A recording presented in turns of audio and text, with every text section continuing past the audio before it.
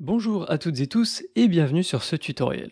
Aujourd'hui, je vous propose de mettre en place sur Unity un système de jauge d'endurance comme on en a notamment dans Zelda Breath of the Wild ou plus récemment Tears of the Kingdom.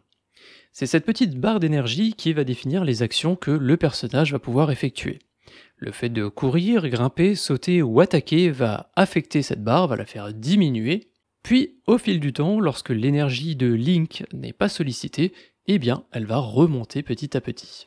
Comme vous allez le voir, ce système de stamina va être plutôt simple à mettre en place, nous n'aurons besoin que de quelques minutes, et quel que soit votre niveau d'expérience sur Unity, vous verrez que la mise en place est assez simple. Vous êtes prêts ? Eh bien c'est parti.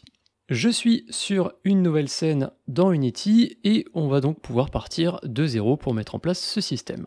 La première chose dont on va avoir besoin, c'est cette image que vous avez sous les yeux, que j'ai appelée Wheel Base, et qui, comme son nom l'indique, va être la roue de base, la roue par défaut, qu'on va pouvoir utiliser pour mettre en place ce système. Vous avez donc un lien en description pour télécharger cette image, je vais la faire glisser-déposer dans mon dossier Asset, et on va pouvoir sélectionner ce fichier pour le configurer. Sur la droite, on va passer en Sprite 2D and UI, vu que ça va être effectivement du UI, on va afficher cet élément à l'écran, et au niveau du Sprite Mode, on peut se mettre en Single. Pour tout le reste, toutes les autres options, on peut laisser par défaut, et on fait Apply. On va commencer par mettre en place tous les éléments visuels du système, puis dans un second temps, on s'occupera de la partie programmation. On peut donc commencer par ajouter dans GameObject UI une première image, qu'on va pouvoir renommer Stamina Wheel, et on va pouvoir faire un glisser-déposer de l'image qu'on a importée directement dans le component image, ici au niveau de source image. On va donc avoir la petite roue qui va apparaître comme ici. Au niveau de la couleur, on ne va pas la mettre en verte, celle-là, on va plutôt la mettre en noir, et on va diminuer son opacité à quelque chose comme 0,7, qui est la valeur que j'ai utilisée pendant mes tests. La raison pour laquelle on va mettre cette barre en noir, c'est qu'elle va en fait correspondre au background de notre système.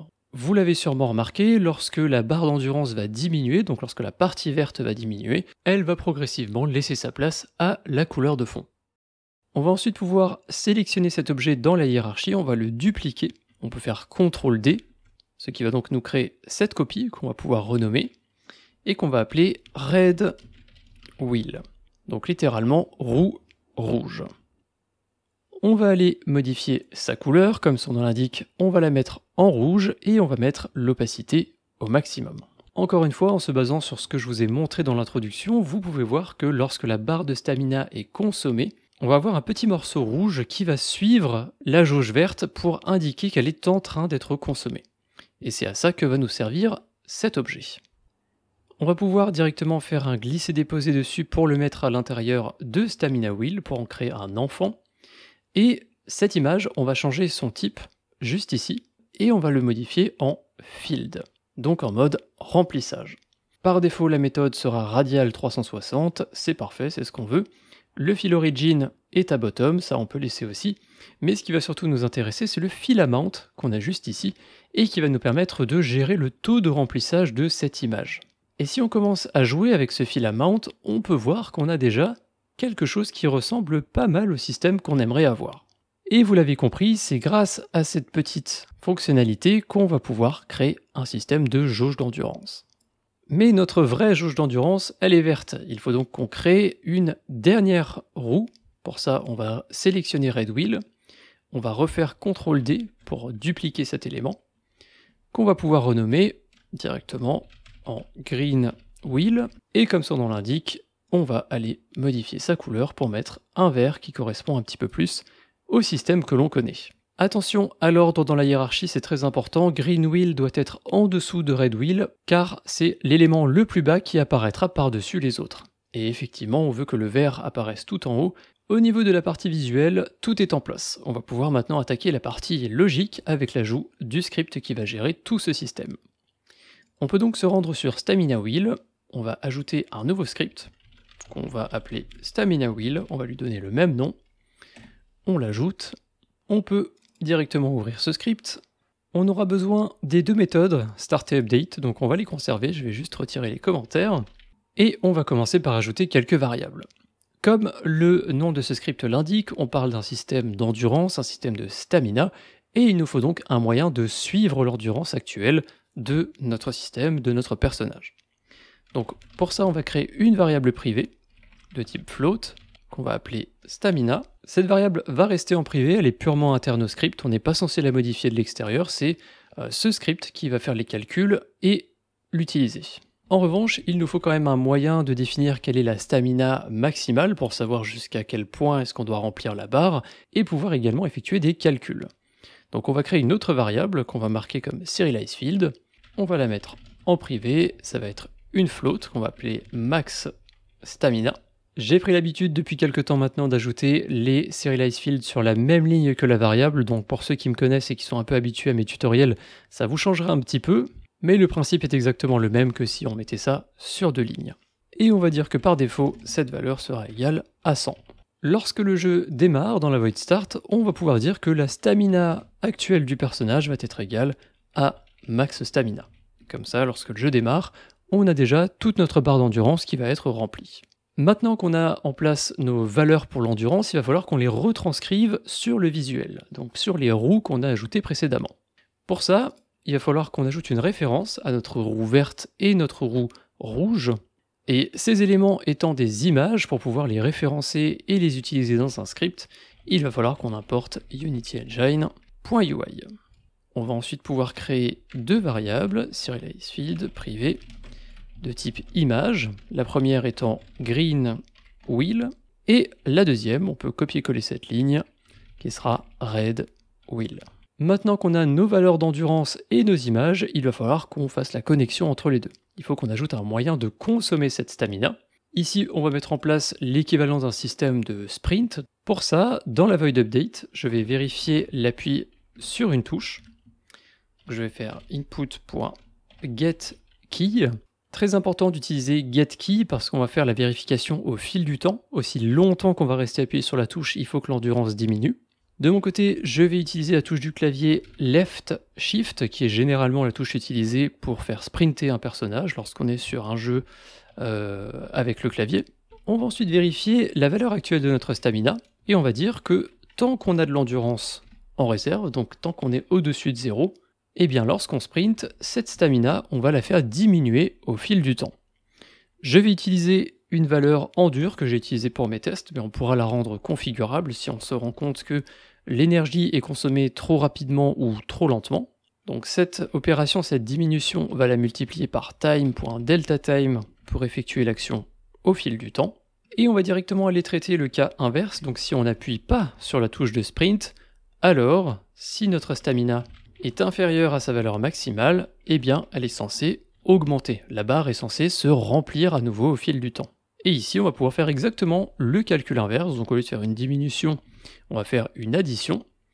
Je vais utiliser la même valeur endure, donc l'endurance va se consommer aussi vite qu'elle va être récupérée, mais encore une fois, ces valeurs, vous pouvez les rendre configurables. Et cette opération, on va la multiplier par time.deltaTime pour réaugmenter l'endurance au fil du temps. Et ensuite, on peut, après cette première condition, juste avant la fin de la fonction update, on va pouvoir retranscrire ces opérations et la valeur actuelle de notre endurance directement sur le visuel. Donc on va notamment pouvoir dire greenwheel.fillamount va être égal à stamina divisé par max stamina. Cette opération, elle va forcément nous renvoyer une valeur entre 0 et 1, et c'est justement ce qu'on veut, parce que si on retourne sur Unity, et sur notre barre verte en l'occurrence, on peut voir que le filament il est bien contenu entre 0 et 1. Et c'est justement sur cette valeur qu'on va jouer pour modifier le remplissage. Donc on va pouvoir sur Stamina Wheel remplir les 2 variables ici pour nos 2 roues, Green Wheel et Red Wheel, et on va déjà pouvoir effectuer un premier test. J'ai donc bien ma barre d'endurance qui apparaît, et si je maintiens la touche Shift, on peut voir que la barre verte va diminuer au fil du temps. Et si je relâche, elle va remonter, comme on vient de le voir. Donc on a déjà un système qui est pas trop mal, mais qui peut encore nettement être amélioré. Par exemple, la barre rouge, on l'a vu dans l'introduction, on aimerait qu'elle suive un petit peu la barre verte avec une sorte de décalage, pour laisser apparaître le fond noir qu'on a ajouté derrière.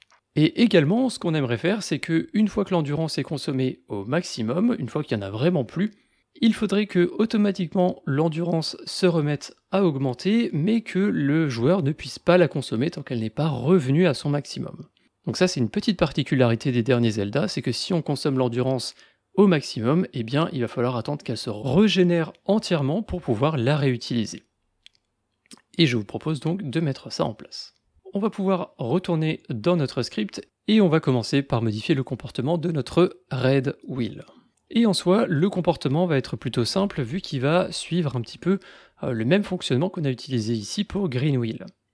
Donc dans la première condition, lorsqu'on est en train de sprinter, lorsque l'endurance est en train d'être consommée, après la condition sur stamina supérieure à 0, on va pouvoir dire que notre fill amount de red wheel va être égal à stamina divisé par max stamina, comme on l'a fait en bas, sauf qu'on va additionner aussi une petite valeur qui va nous servir de décalage. Chez moi, j'avais utilisé dans mes tests 0,07, ce qui va faire en sorte que la barre rouge sera toujours un petit peu plus remplie que la barre verte lors de la consommation. Et du coup, on va avoir ce petit décalage rouge qui va apparaître. Et juste avant d'aller tester, on peut en profiter tout de suite ici, parce que lorsqu'on ne consomme pas d'endurance, lorsque l'endurance remonte, il faut également refaire augmenter la barre rouge au même rythme que celle de la stamina actuelle. Donc ici, pas de décalage, la barre rouge va remonter au même rythme que la barre verte, mais vu qu'elle va être derrière, eh bien on ne la verra pas lorsque la stamina va commencer à se régénérer. On peut sauvegarder, on va tester ça rapidement. Je vais appuyer sur play. Et maintenant, si je consomme mon endurance, on peut voir qu'on a effectivement ce petit décalage rouge qui apparaît lorsque la barre descend. Et lorsque je relâche la touche de sprint, on peut voir que l'endurance remonte, mais cette barre rouge n'apparaît pas. Elle n'apparaît que lorsqu'on consomme l'endurance. Je vous propose de passer à la dernière petite fonctionnalité qui est le traitement de la stamina qui atteint 0. Lorsqu'il n'y a plus du tout d'endurance, dans ce cas-là précisément, eh bien on va forcer la barre d'endurance à se régénérer au fil du temps, et pendant qu'elle se régénère, tant qu'elle n'a pas atteint son maximum, le joueur ne pourra plus l'utiliser. Et pour pouvoir traiter cette fonctionnalité, on va ajouter une nouvelle variable, qui sera une variable booléenne qu'on va appeler stamina exhausted, et qui, comme son nom l'indique, va correspondre à l'endurance qui a été entièrement consommée. Actuellement, la condition pour pouvoir sprinter, c'est simplement d'appuyer sur la touche dédiée à ça. On va ajouter une deuxième condition à la suite, et on va dire que pour pouvoir sprinter, il ne faut pas que notre stamina soit entièrement consommée. Donc on va mettre point d'exclamation stamina exhausted. Puis à l'intérieur de cette première condition, celle qui correspond donc à la consommation de l'endurance, on a ici une vérification sur la stamina qui est supérieure à 0, et ici, on va ajouter un else, on va ajouter un cas inverse, et on va dire que si la stamina elle a atteint 0, elle a été entièrement consommée, eh bien stamina exhausted va passer à true. Puis on va pouvoir traiter le cas inverse. Ici la condition c'est que tant que la stamina actuelle est inférieure au maximal, elle va remonter, et on va ajouter donc un else qui va dire que si la stamina a été entièrement régénérée, alors stamina exhausted va pouvoir passer à false. Et rien qu'avec cette petite condition, on va pouvoir retourner sur Unity, et on va voir que si on consomme notre endurance jusqu'au bout, automatiquement, même si je reste appuyé sur la touche Shift, l'endurance va continuer de remonter. Et la petite particularité, c'est que lorsqu'on consomme l'endurance, si on relâche la touche, on peut directement rappuyer, donc on n'a pas besoin que ça se régénère au maximum. Par contre, on a vraiment ce cas unique qui est que lorsque tout est consommé ici, je peux appuyer sur Shift, il ne se passe rien. Je ne peux pas consommer d'endurance lorsqu'elle a précédemment atteint 0. Sauf que visuellement, c'est pas forcément hyper clair pour le joueur, et ce que je vous propose, c'est simplement, lorsque la stamina a atteint 0 et qu'elle doit se régénérer au maximum, on ne va pas l'afficher en vert, on va carrément pas afficher en fait la roue verte, on va afficher uniquement celle qui est rouge. Et du coup, ça sera beaucoup plus clair visuellement. Donc au moment où, justement, on considère que la stamina a été entièrement consommée, on peut directement dire que green wheel, ce composant image, on va simplement le désactiver. On va faire .enabled égale false. Et le cas inverse, lorsque la stamina a été entièrement régénérée, on va pouvoir réactiver ce visuel. Donc greenwheel.enabled va repasser à true. Et rien qu'avec cette petite modification, qui est justement la dernière, on va pouvoir aller retester ça. Lorsque je consomme mon endurance et que je relâche, elle remonte, mais je peux tout à fait reprendre sa consommation sans attendre le maximum. Par contre, si je consomme l'endurance au max, on peut voir que là, elle va se régénérer en rouge jusqu'à atteindre le maximum, et à ce moment-là, elle réapparaîtra en vert, ce qui signifie qu'elle peut être consommée. Donc tant qu'il y a du vert, c'est qu'on peut consommer l'endurance, et si c'est entièrement rouge, et bien là, on ne peut pas consommer si on appuie sur la touche de sprint. Et nous avons donc fait le tour de la mise en place de ce petit système. A vous maintenant d'intégrer ce système directement dans votre jeu pour permettre à votre personnage de courir ou d'effectuer des actions qui consomment de l'endurance, comme c'est le cas ici avec cette petite scène exemple que j'ai réalisée en quelques minutes. Si jamais la mise en place de ce système d'endurance dans un cas un petit peu plus concret avec un vrai personnage à la première ou à la troisième personne comme ce que vous voyez à l'écran vous intéresse, eh bien n'hésitez pas à me le faire savoir en commentaire, je me ferai un plaisir de vous préparer cette petite vidéo. En attendant, nous avons atteint la fin de ce tutoriel, j'espère qu'il vous a plu, j'espère qu'il vous sera utile. Si c'est le cas, n'oubliez pas d'ajouter un petit commentaire, de mettre un like, et si vous avez d'autres idées de tutoriels, d'autres choses que vous aimeriez voir traitées sur cette chaîne, eh bien n'hésitez pas non plus à me le faire savoir toujours en commentaire. Si vous appréciez le travail que je fournis sur cette chaîne et que vous avez l'envie et la possibilité de me soutenir financièrement, vous pouvez le faire sur Tipeee, le lien est en description. Sur cette plateforme, vous pouvez effectuer des dons à partir de 1 €.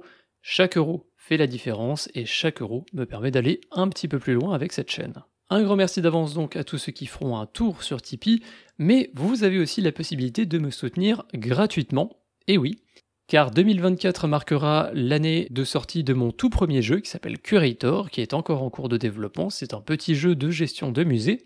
Sa page Steam est déjà existante, si vous regardez cette vidéo vous avez probablement un compte Steam, et vous avez donc la possibilité de vous rendre sur cette page et d'ajouter le jeu à votre liste de souhaits. Ça ne vous coûte rien, ça vous permettra d'être notifié lorsque le jeu sortira, mais surtout, moi, ça me permet de gagner un petit peu plus en visibilité avec ce jeu, car plus le jeu est ajouté aux listes de souhaits, plus il est mis en avant lors de sa sortie.